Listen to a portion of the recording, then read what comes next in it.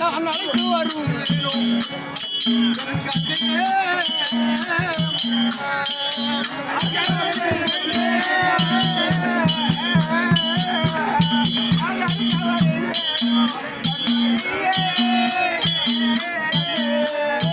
அது என்னவென்று சொல்லி நான் இட்டு வருவேனோ என் கண்ணே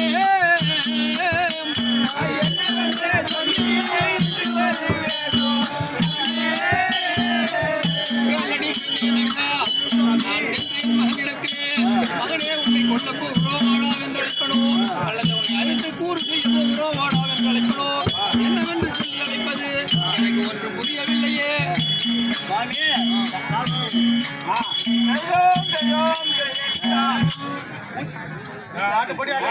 உத்திராபதியை விட்டு ஒன்மாமன் வந்தார் என்று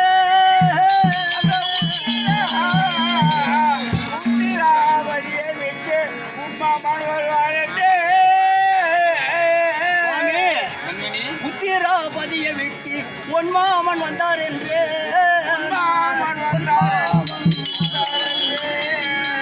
பக்தியாய் பள்ளியில் சென்று வாங்கானவு வாத்தியாரிடம்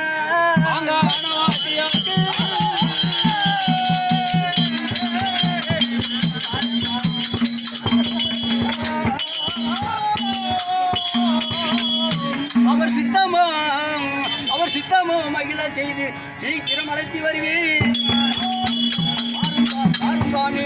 உத்திராபதியிலே இருந்து ஒரு தாய் மாமன் வந்திருக்கிறார் என்று சொல்லி மகனாகிய சீராளனை அழைத்து வர வேண்டும்.